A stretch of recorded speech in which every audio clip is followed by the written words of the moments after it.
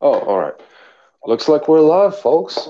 All right, so today it will be a bit of a different stream. Today we've got just me and Enrique joining. Enrique. Which is better in Twitter and Defender Europa. Yeah. I always mess up the pronunciation. I'm sorry about that. But one thing, we're gonna be covering two topics today. It's gonna be about the continuation of the Yellow Vests, the protests, and a bit of a more in-depth chat about uh, the continuation of them, how it's evolved, and the movement, and what it really means. And after that, we'll talk a bit about immigration and how basically how the situation is shaping up across the continent. So I just wanted to mention this quickly. We've had some breaking news. So, Beral, could you tell us a bit about that? Yeah, basically, the Belgian government has just fallen. It comes as a not as a surprise because it was a kind of in the edge. It all goes back to the Migration Pact back a week ago, when Prime Minister Charles Michel decided that he would sign the UN Migration Pact against the wishes of his coalition partners, Flemish coalition partners, nationalists. Mm-hmm. Uh, uh, Basically, they said if he signed the deal, they would drop out of the government's coalition. He signed the deal, Mm-hmm. so basically they just left the government. It became a minority government Mm-hmm. because the prime minister was basically tired of being, let's say, ordered by the more strict nationalist policies. Is more of Mm. a globalist, Yeah. so became a minority government about a week ago, and now basically just fell. We're still seeing the well where it will lead on to, but yeah, basically the Belgian government just fell right away because of this whole migration debate. Yeah.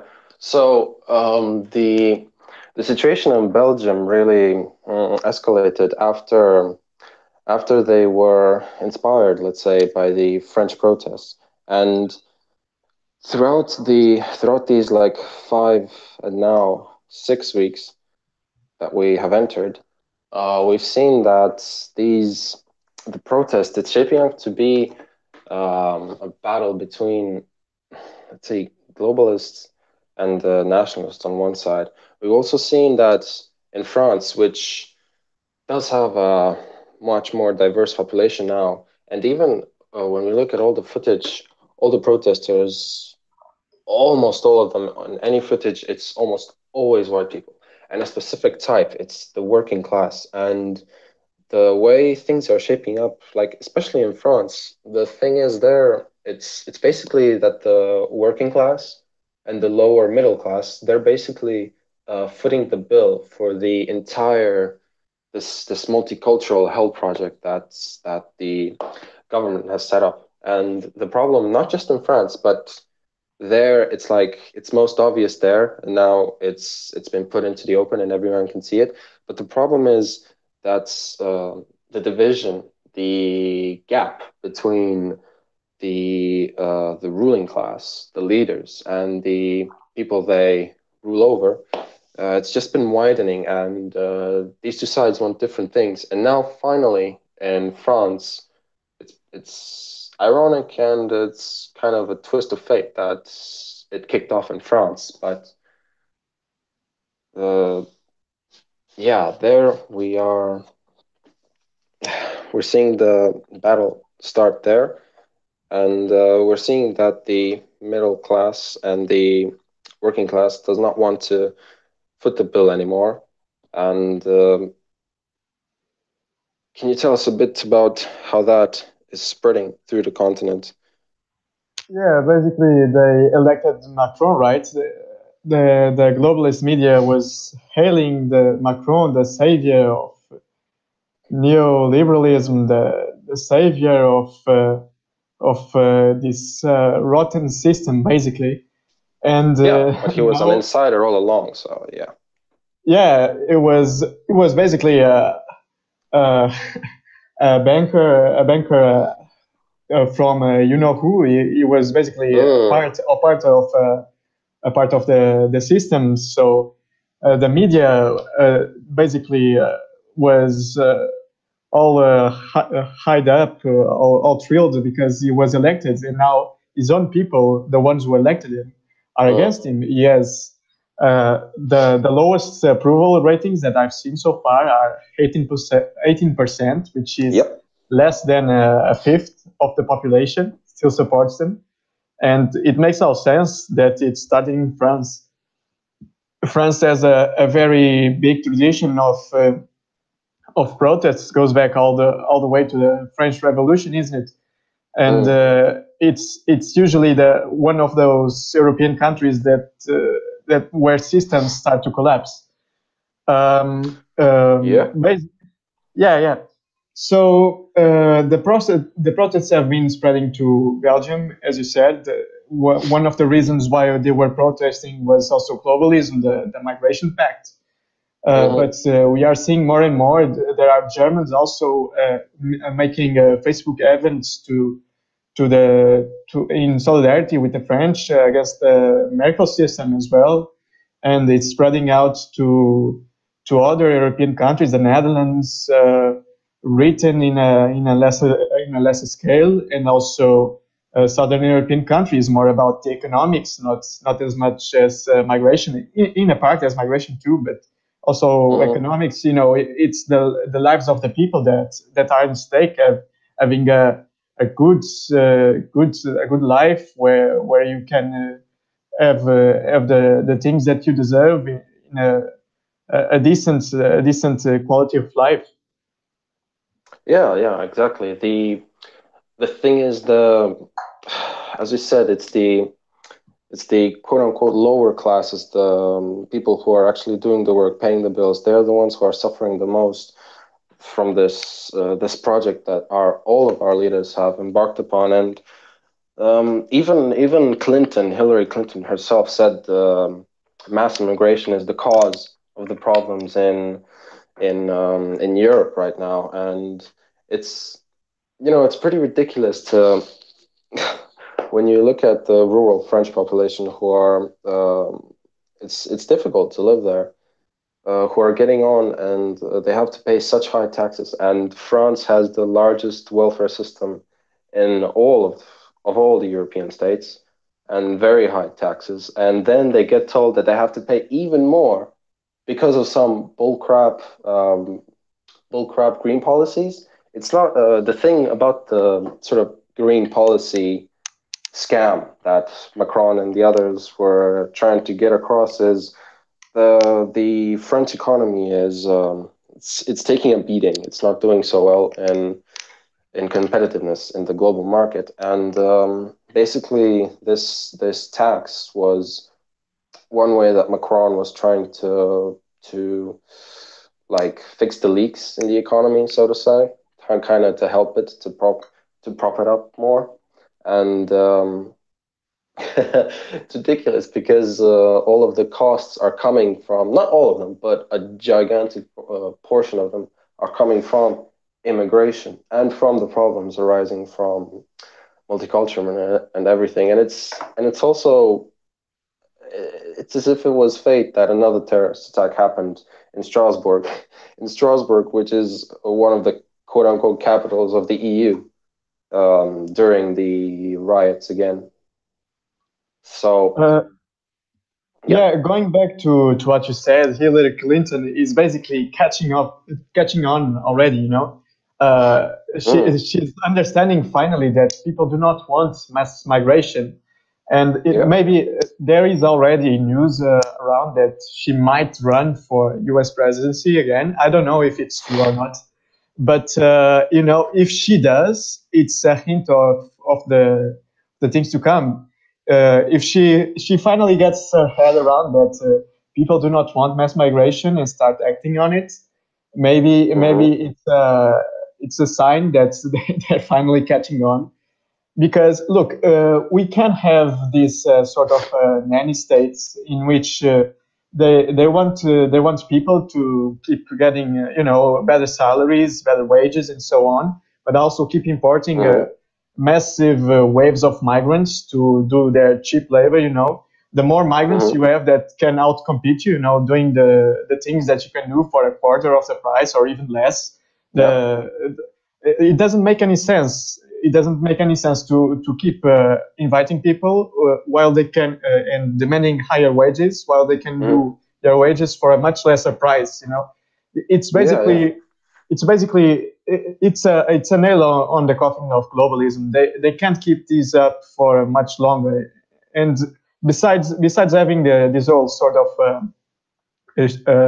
cheap labor coming around, you have to take into account that our economies are getting a lot of automation, basically robotized robots. Exactly. So, the robots will also replace those low-paid jobs. How do they want to keep importing people that will do? They're basically unemployable. They can't be employed in the coming years. Yeah.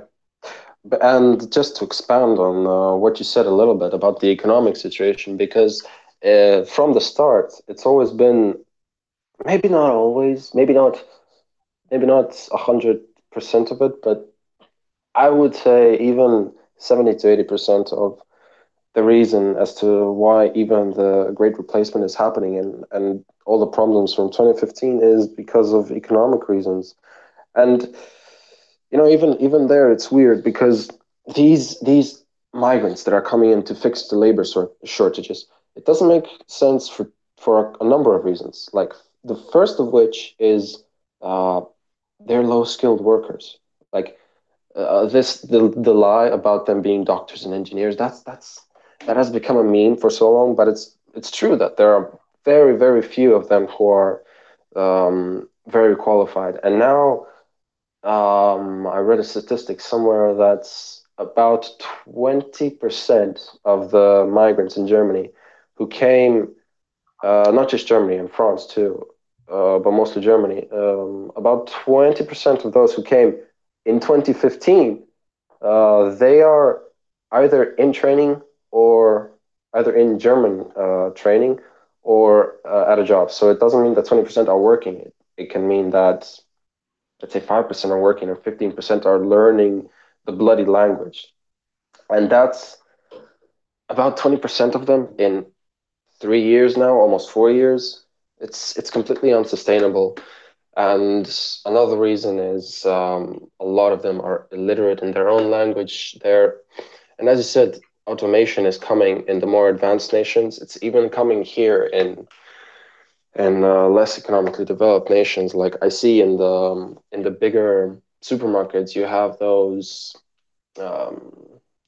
cashiers where you can just put the barcode and it tells you the price and you put in the money. You don't even need cashiers anymore. And our leaders are telling us that we need to import people who there's no way they can work, who will be completely welfare dependent. I mean, come on.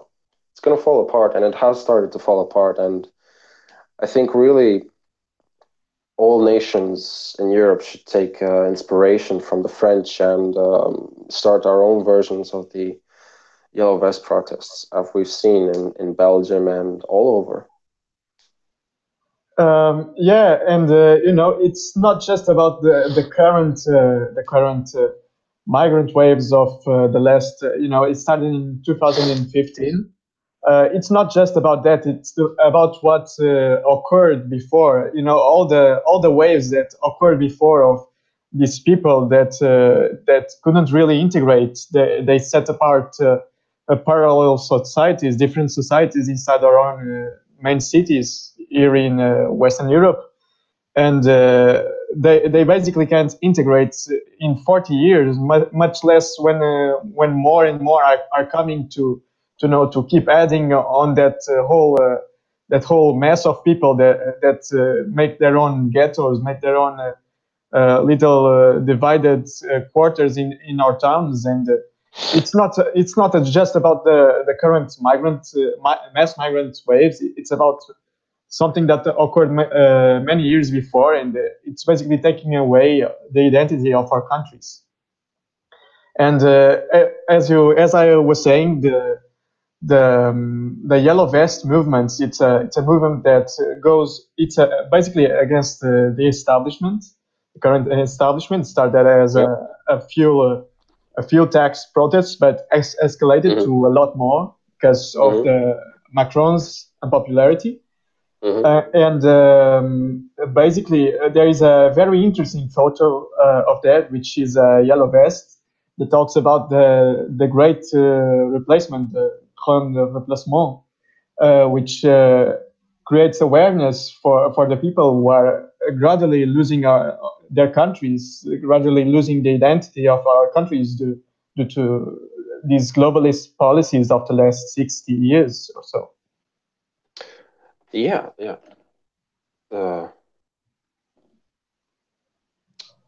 Hold on. Sorry for that delay. Yeah, exactly. It's really become tiring to just hear these globalists and leftists, and with these arguments. It's like they don't have arguments anymore. Even now their latest trick is to when you bring up all the ways in which just different people can't coexist in the same space without conflict. When you just put all that history on the table, like the thing that they fall back on now is ethics. Like, we have a responsibility, noblesse oblige. We're the saints. We're this, we're that. We have to help everyone except our people who need it the most and who are paying for everything.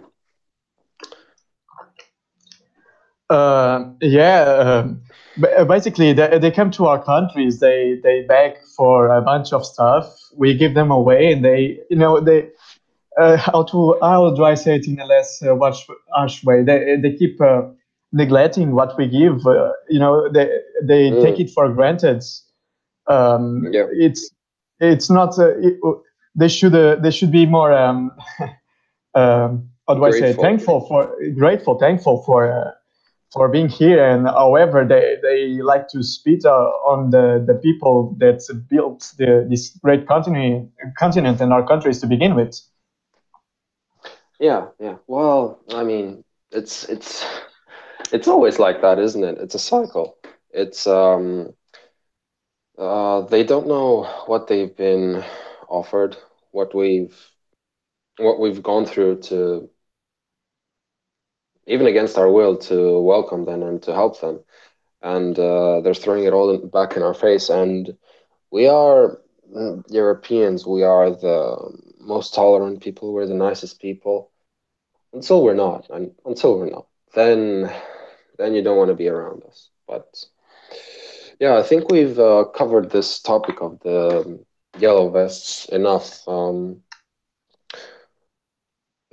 wanted also to mention that there was about this talk of immigration. There was yesterday, or even today, did it happen? There was another sort of sting operation in Germany, of all places. And what happened there? They busted an imam who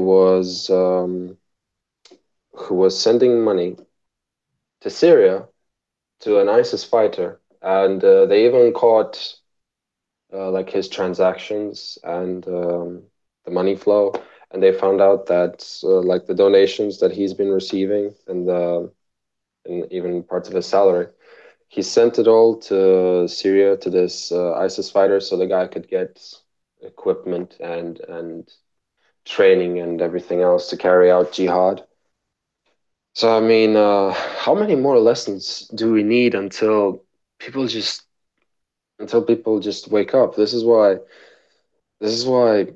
we just need more of these protests, and why the protests that are happening in France are encouraging. And they're not losing steam. These latest protests, they had 130,000 people. So it was a bit less than before, but still a gigantic number. And we've seen it spread even farther than Europe. There are reports of some yellow vests, not wannabes, but supporters, let's say, co-supporters in America. There was um, there was a sort of rally that Faith Goldie did in Canada. So it's spreading. The awareness is spreading, and we just need to keep the fight going. Yeah, for the German thing and all these terrorist attacks that happened recently, including in Strasbourg, if we keep electing the same fools, we will keep getting the same results.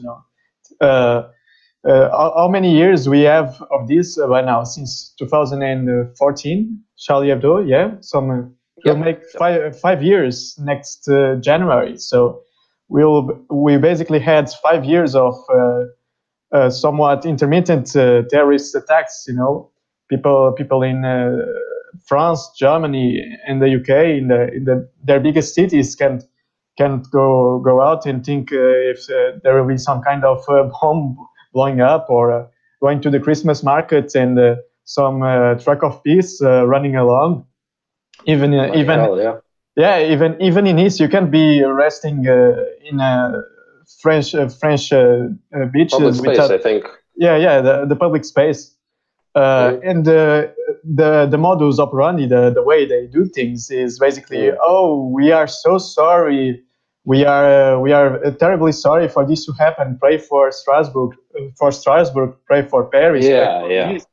It's always the same thing, and they never do anything to change it. They keep the guy Verhofstadt, the main bureaucrats behind this whole globalist and migrant policies in the EU, condemned the Strasbourg attack, and on the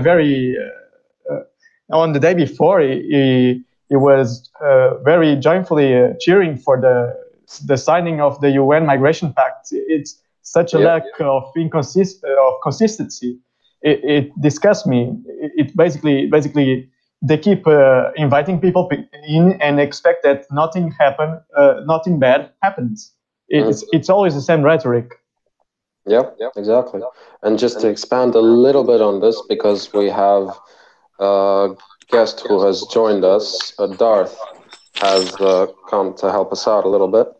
And what I wanted to say was, along this line of multiculturalism and terrorism, even here in Croatia, where there has been no such activity, we never used to have like those concrete blocks that they put in every major city now, and the centers. We never used to have that in our bigger cities, but now we do. And the first time they did it was, I think, hello, Daniel. The first time they did it was, I think, last year or the year before that. And it just shows you that the policies, they always go on an EU-wide level. So even in the countries where nothing has happened, there is potential for things to happen. And it just makes me so ill at ease to see those concrete blocks here where it's been peaceful so far. And it's coming to a boiling point, finally. But I just wanted to mention that Darth has also joined us. And hello. Say hello, Darth. Hello. What's up, Darth? How you doing, mate? Yeah, so we already covered the French protest and whatever else has been going on there, and we've expanded a little bit on migration. So just feel free to add what you wanted to say. It's how far to go with it. Every country in Europe's experiencing the issues right now. The one that I saw most recently, which kind of struck a nerve, is a boy from Southern Ireland who I follow on YouTube, and he mentions that there's roughly 10,000 homeless people in Ireland, and the government is intent on housing migrants that are coming into the country over anybody who's homeless. And it seems to me that when you are taking people who have literally just come into the country and processing them and giving them housing prior to trying to help the homeless people, you have an issue. There's a serious problem. And the problem that I see time and time again, this kind of issue, which is a paradox, is the European birth rate's falling, so we need to have more children, so we'll just import the third world. But European people, you need to stop having children because it's bad for the environment because of global warming, and if we stop having children, then that will fix global warming. So on one hand, they're saying we need to have fewer children, and on the other hand, they're saying because the birth rate's falling, we need to import the third world to help us with our falling birth rate and to help with job issues. Yeah, exactly. I mean, there's nothing to say. It's just an enchanted circle, and the water is rising. It's coming to a breaking point. But now I just wanted to come around to the questions finally, and also I just have to mention it, guys. Please, if you like the stream, please give us a like and a sub, and share it with your mates, share it with your friends. And now let's get to the first question. So, Carl Mills asks, what do you guys think will be the outcome of the EU trying and forcing the migration pact on the countries who didn't sign? I heard Merkel say they will force it if it gets 70% of votes. So, Bera, let's have you start with this. I think that basically, 2019 will be a very interesting year. We're reaching a boiling point, as you said, and if it just takes one of the countries of the Franco-German axis to basically, I don't want to say to collapse EU, because things are very connected right now. It's difficult when you have so much things interconnected. But yeah, a lot will change in the EU if a nationalist government is elected there. Yeah. And Darth?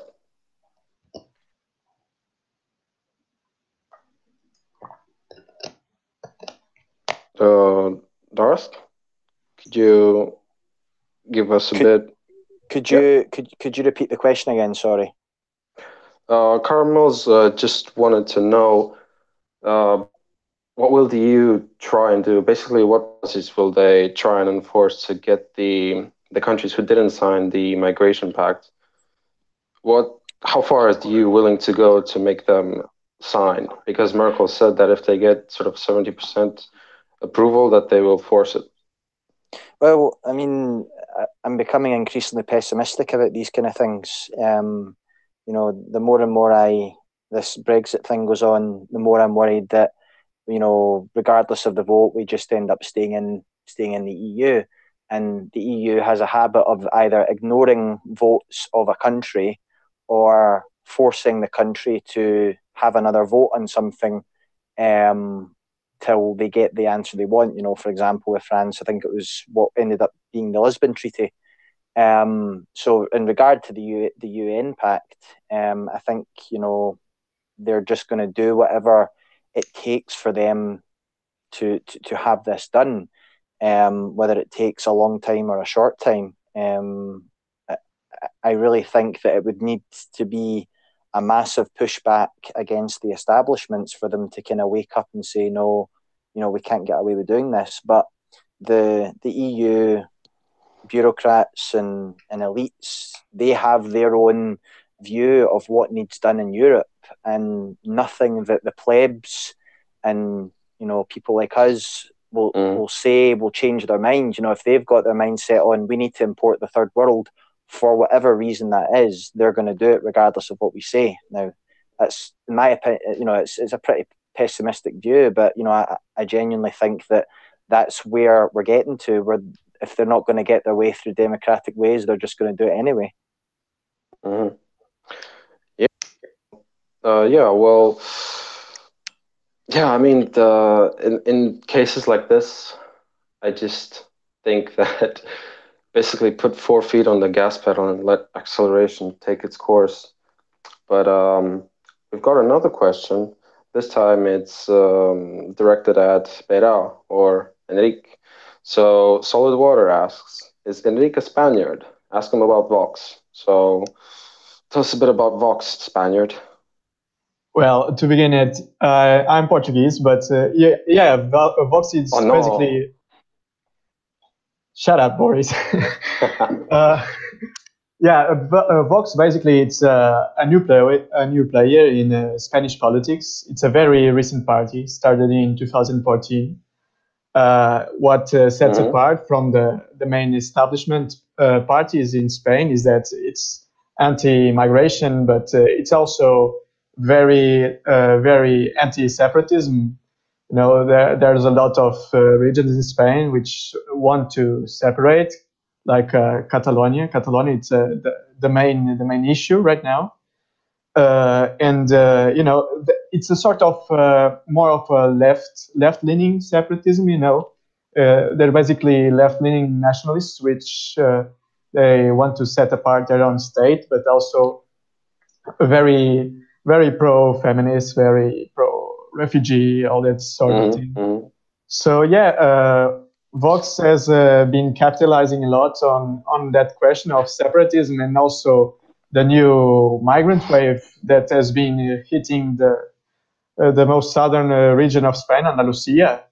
They managed to take a lot of heat from that because Salvini basically redirected the votes to Spain, and the Spanish socialist government basically made a calling effect, and they've been able to capitalize on that a lot.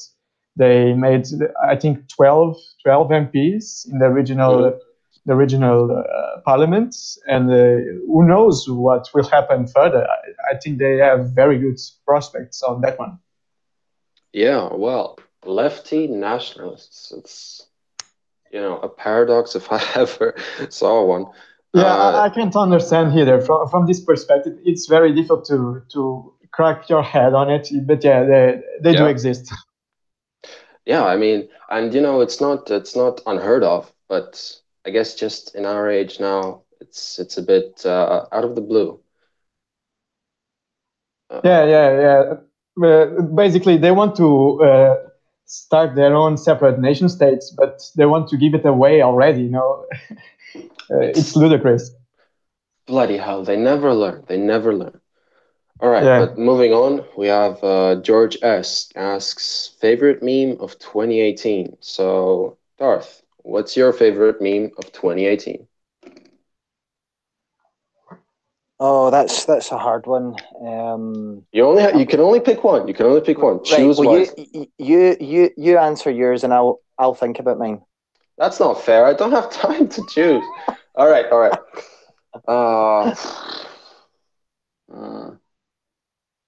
Oh, bloody hell, Beral. I'll have to pass it on to you. Do you have a favorite meme of 2018? I can't decide. I just can't. Well, the NPCs, obviously. I mean, they captured their essence so perfectly.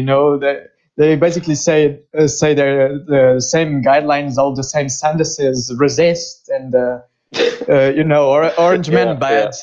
That sort of thing. Orange Man bad.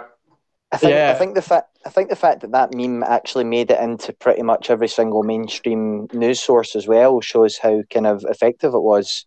The BBC were reporting on it, New York Times were reporting on it, because a lot of people didn't seem to get it, and you had people and commentators, they were talking about it. So I think that was probably the most effective meme of the year this year. I do have to agree. I will say that the NPC meme definitely my favorite one, because when it showed up, it was just like a switch turned on in everyone's head. It's like, how did we not remember to meme this sooner? Because these people act precisely like NPCs, like non-player characters, because they're not playing the game of life. They're just listening to the authority, and they're like automatons. Orange Man bad. But yeah, basically they listen to the mainstream media and they listen to their college and so on. They all repeat the same sort of garbage. It's all the same thing. You can have a sort of little difference here and there, but it's always the main guideline. Yep, exactly. They're always the same. Okay, moving on to the next question. Solid water. I have a question for Enrique. Do you think the developments in Brazil have a positive influence on Portugal in terms of nationalism? That's a thoughtful one. Well, it's an interesting question. We have a nationalist party here too. They're composed of difficult people, basically very not working class at all. It's sort of a more rural thing, more farmers thing, that sort of thing. And the president of the party, he was very, very happy about it, about the rise in nationalism in Brazil. He also has some cooperation with Lega and so on. I don't know because we have a very very biased media. They don't give him any coverage at all. They're very known in Lisbon and Porto. But a poll just came yesterday, actually, that 27% of the Portuguese people will be able to vote for what the media claims as a far-right party. What do they describe as a far-right party? Basically, a party that goes against mass migration and corruption. So, anything to the right of Stalin is considered far-right these days. Yeah, exactly. A lot of the Portuguese Twitter came out joking that anything against corruption and mass migration is straight away a Nazi. So, but you don't want crime in your nation? What are you, a fascist? Basically, that's how these people think.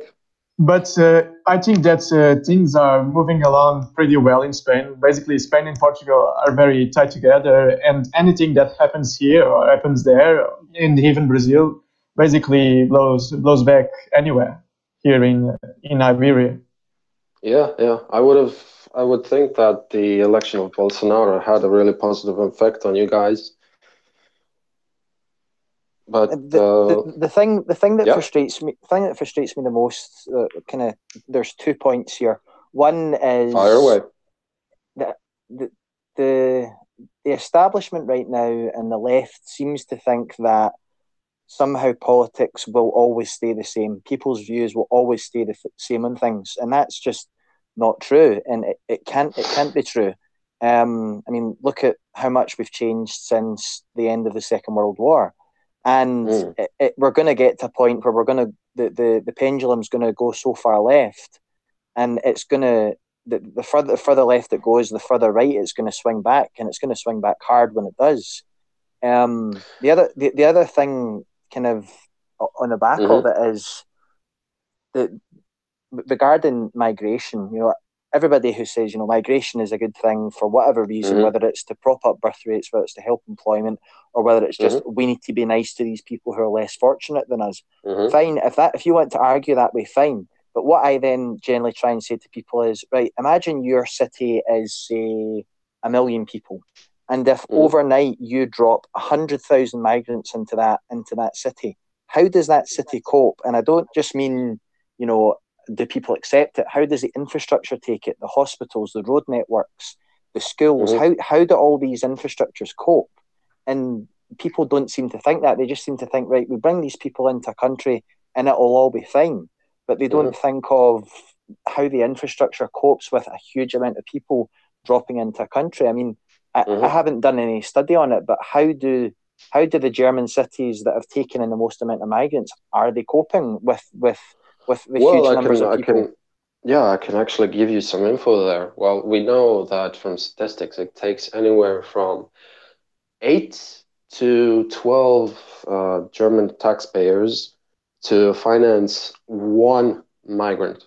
So really, the amount of migrants the almost 2 million that they already have in the country is pretty much all that they can sustain if things don't change. So, and about the infrastructure, I mean, it's it doesn't cope. That's why the tent cities happen. That's why these people take over parts of the city and they just stay there. And police are afraid to go there because they know they'll get attacked unless they go in with armor and big numbers. And the other problem is especially in the West. I think pretty much every single Western country has a housing issue, and one of the reasons I think that is because of the divorce rate in the West is so high. People don't stay married now. They don't marry, and they don't stay married and fight through the problems that marriage inevitably brings because of the attack on the nuclear family.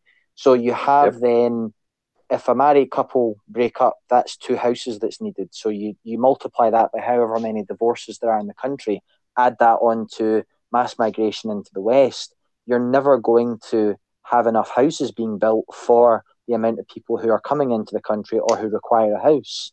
And it's going to be an everlasting problem, to the point where you're getting, little villages that have 400 and 500 people are having to, absorb 100 migrants which are being dropped into their town overnight. I think that's already happened. We've already have cases of that, especially in Germany, and in Ireland.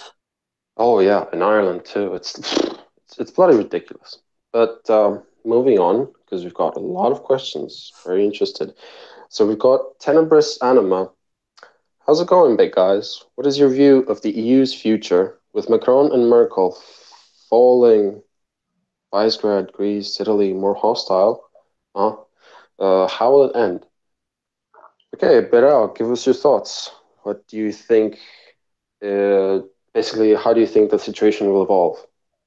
Okay, so let's start a bit back with the UK. The UK, as we all know, is trying to leave the EU, and it's having a very hard time. We don't know how things will go on too, but we don't know if the British will have a deal, no deal, or will even remain in the EU. It's all very open at the moment. So if the UK, which is not in the Schengen area, which is the free movement area, and it's not even in the common currency, the euro, I think will be very, very hard. I don't want to be a black pill or anything, but it will be very, very hard for a country like Germany or France, which are at the very center of Europe's economy, Europe's and the world's economy.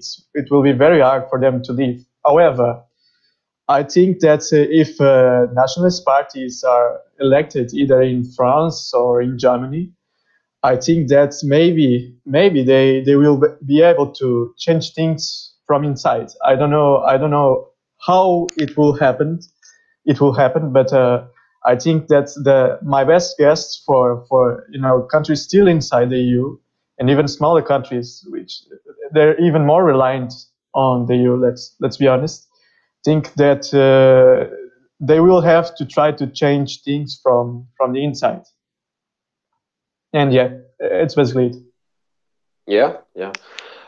Well, I mean, Daniel, Darth, do you have any other thoughts you can add on to Beral here? My view is I think regardless of what happens with Brexit, I think the EU is doomed to fail.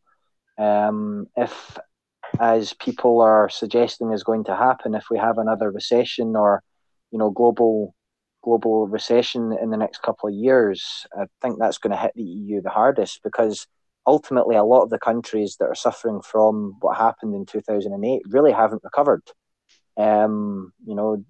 Growth is very, very flat, if at all. So if you then have another economic recession, you're going to have a huge amount of people who have come into the country who are receiving benefits for doing nothing, and the government's going to have to continue paying for them on top of the issue of a recession again. I think as long as people continue to see the issues which are happening in France, in Italy, in the UK, The movement of, the right is continuing to strengthen. And I think it's only a matter of time before a couple of other countries in Europe decide, no, we've had enough of the EU. I think right now France seems to be on track to being the country that's next going to try and pull itself out of the EU, whether or not the politicians allow it to happen. But I think the people are certainly moving in that direction. And the issue you have then is how is a country going to stay as a country if its people want the complete opposite from what its government wants? Because then you effectively have a government that's trying to get people to do things which they ultimately don't want to do. And that's where I think you're really going to have a breakdown in the EU, and you effectively then have a civil war of the people versus the political elite. Yeah, and it's often been that way. I mean, basically, it's everything's coming together, and Guillaume Faye talked about this, and he called it the convergence of disasters, I believe, something along those lines. And yeah, the dichotomy we have now is that the heads of state and the upper classes, they have abandoned the idea of a nation state, of a country, for a people, for a nation. And the quote unquote lower classes, the middle classes, and the working class, they haven't, and they're not ready, and they don't want to give up their countries, and acceleration in the end. But moving on. Oh, you wanted to say something? I was just going to say, just as a very short note, I think it's also very evident that almost every single leader right now in Europe doesn't have children. England, Scotland, France, Germany, Italy. I don't know about Italy, but almost all of the main leaders in the European Union right now who are in kind of the more powerful countries, none of them right now have children. None of them at all. Yes. Yeah. They've embraced that lifestyle, if you can even call that a life. And I mean, that's a pretty darn giant decision in your life. And I mean, it tells us all we need to know about them. And you know why?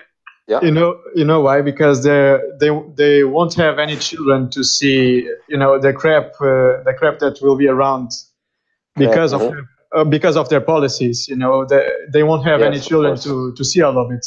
Yeah, they don't have to worry about their children experiencing the problems which they're creating. And if they don't have an investment in the future, then they're going to make decisions which are different to what everybody else is saying. No, hold on a minute. Our children are going to suffer through the problems which you're creating, and you don't give a damn because, you don't have anything invested in the future in regard to children.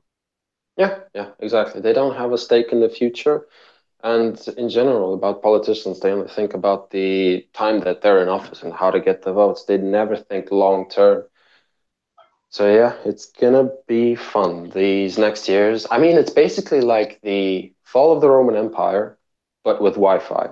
So grab your popcorn, guys, because it's gonna get fun. But yeah, moving along this time. Do not interrupt me. We've got Dur, I think that's how you pronounce it. Dur 1. It's not a question, it's more of a announcement. There's a breaking news in Germany right now. Venezuela just imprisoned a patriotic journalist, just like Lawrence Southern. Please spread the word. His name is Billy Six. He did English translations. Okay, but moving on to an actual question, we've got Luther Burgsvik. I think I pronounced that right. Sorry if I didn't. Has the migrant situation around the Mediterranean changed in recent months? Are NGOs still trying to help migrants illegally? Are the Italians stopping migrants entering their country?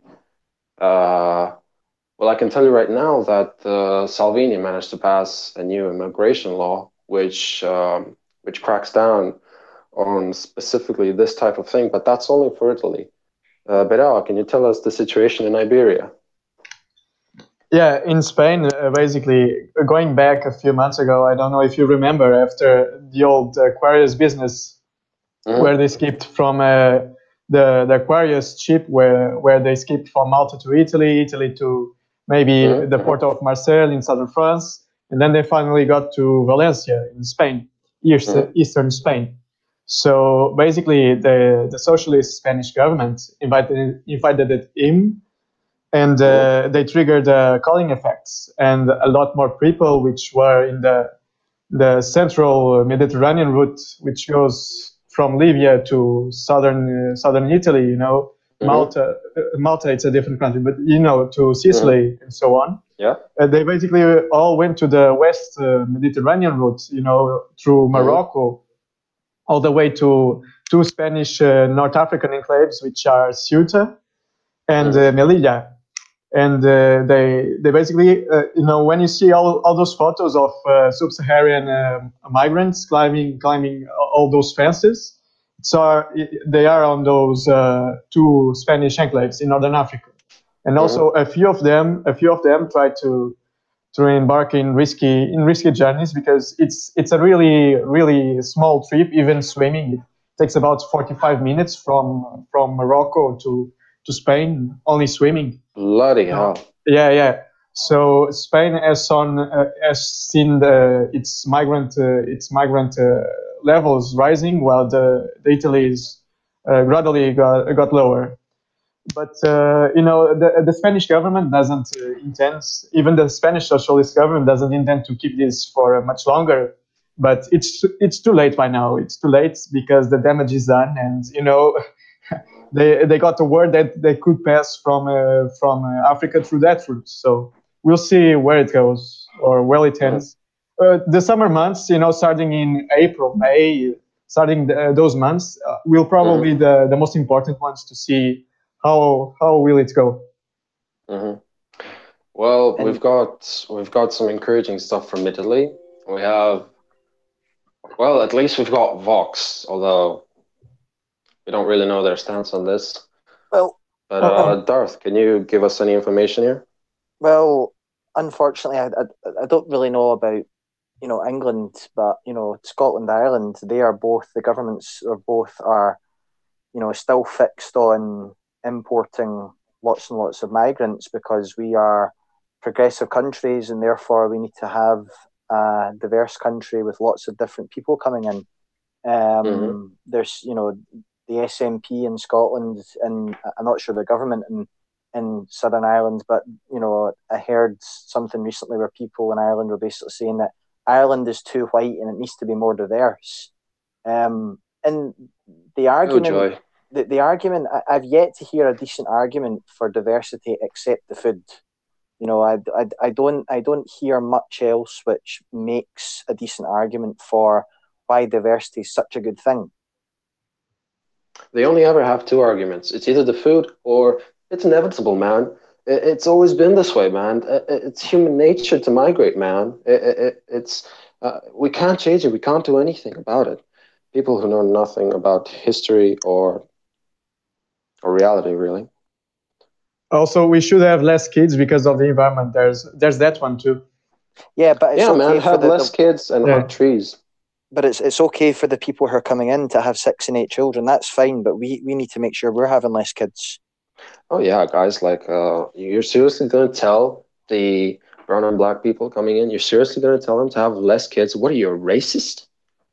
But yeah, moving right along to the next question. We've got Irondur1 again saying, the fact that the UN is involved in a global pact of migration, do you think that people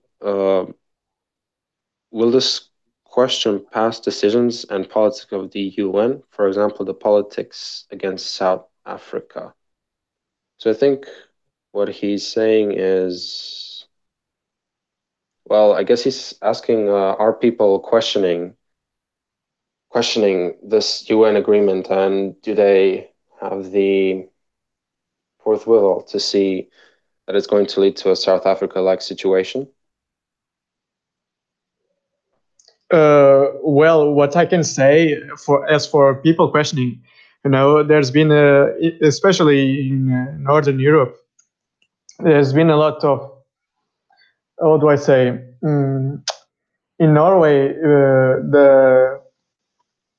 the pact was approved, and lots of people went to the streets to to protest about it, as well as in Brussels, in Belgium, and lots of countries, especially from. Oh, sorry to cut you off just for one second. Sure. Just if I can answer this. Leandro Martinez asked if anyone can confirm if the government of Belgium has collapsed. And yes, we can confirm that. The prime minister has resigned, and basically now they will have to do snap elections and see what happens from there. But Vera, go on. Yeah, basically, there's been a lot of people wanting to know why our representatives, which do not represent us, are choosing this. And in Norway, there was a lot of protests. In Sweden as well, in Brussels. So people are getting more and more demanding about the choices that our politicians make. As for the South Africa kind of thing, I don't know what you're meaning. We're not that tribalized so far. I think maybe if our demographics get worse, I hope they don't. But if our demographics get worse, we'll see it maybe in a country like Sweden, something like that. But yeah, people are getting more and more demanding about what our politicians do, and I think that's a nice thing, a very, very good accountability. It's what we should have had a long time ago. Mm-hmm. What I came across recently, there's a book online which I found. It's called Our Global Neighbourhood, the report of the Commission on Global Governance, I think it is. Okay. Now, this book was written it was published in 1995. I'll just read a little blurb of it halfway through. The Commission on Global Governance was established in 1992 to suggest ways in which the world community could improve cooperation in the post-Cold War environment. Our global neighbourhood is the collective thinking of 28 eminent international figures forming the Commission, written up to present a clear account to both the general and specialised reader. And it basically talks about reforming the UN and how we can exist more as a global community. So, I mean, this is, from what I can see, this plan was way back, probably late 80s, early 90s, and it's taken until now for them to get everything in place. And we are really only seeing the effects of it in the last kind of 5 or 6 years. And they've done a really, really good job on us. And it's only now, unfortunately, it seems to be too late for some countries that people are finally waking up. Yeah, people forget that the sort of seeds of what is going on now, the beginnings of that happened back in the 70s and even 60s. And it started in Britain, Sweden, France, and as far away as the United States. But moving, sorry. But moving right along, we have Serena JB, Serenage. Is mass immigration done with the purpose to demoralize us as a people? Well, kind of. I think it inadvertently does that, because we are slowly losing our identity as individual countries, and I think that has a very demoralizing effect on us, because you can see the changes that are taking place around us. Even in the last kind of 4 or 5 years, I can definitely see the change where I live, and obviously London is now probably the most diverse city on the planet, I would imagine, with the amount of languages and ethnicities that are there. France, I went to Paris in the early 2000s, and from the videos and the pictures I've seen, it's unrecognizable compared to what I remember. So I think that in of itself is incredibly demoralizing. Whether or not that's the intent of mass migration, it certainly has that effect. I mean, I don't think it's the intent, but it's definitely a big side effect. People, when they're faced with a big problem, people tend to feel hopeless if they haven't experienced it before. So it's definitely a side effect of what's going on. Beral, anything you want to add? Yeah, they basically they're all for the economic benefit, as our elite says, for the economic benefit for our aging population. It always ends up in the having a bunch of foreigners inside your own country, which act as their own sort of entity. They act as accordingly to their group, and nowadays we can't even act according to our own interests. They can act and feel proud for their heritage nowadays, but it seems that we can't be proud about our heritage too. It's really an upside down world what we're living right now. Up is down, black is white. Yeah, I think the other issue is there is this attack on white people right now. The phrase "it's okay to be white" that is viewed upon as a racist phrase right now, and I think the fact that our cultures are being equated with white people, therefore we need to get rid of our cultures to get rid of the racism and the dominance of the evil white people. So to me, it's kind of, it goes hand in hand. If you want to reduce the problem of racism amongst white people against minorities, you need to get rid of the cultures in which we have built, and therefore you must get rid of the European culture, which is a terrifying prospect. Yeah, once we lose the culture, we will soon lose ourselves, as we're already seeing. But we've got two more questions. The first of which is Iman, and the question is directed towards Beral. So, will Portugal join the Yellow Vest movements?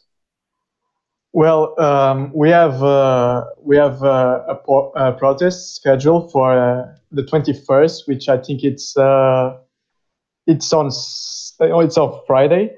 Yeah, on Friday. Mm-hmm. So I think that we will join the Yellow protest movement. I don't know what will they achieve, because they have many demands in there for what I've seen circulating on the social networks right now. Mm-hmm. And many of them are very unlikely, are very I don't see it happening in even 3-4 years. Mm-hmm. How things are going. But we're having the Yellow protest movement. People they probably will be centered around Lisbon, which is our main city.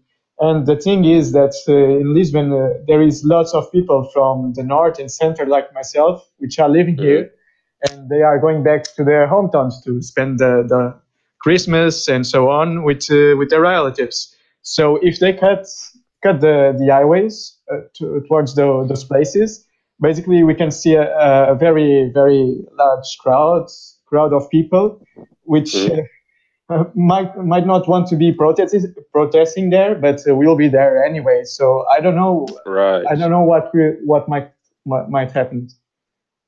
So yeah, we're basically joining it, but very, very unpredictable results. Yeah. Well, we've already seen sort of like the embers of it, and I'm sure it will spread across the whole continent. And well, next year's going to be fun. We'll have a lot of new things to deal with.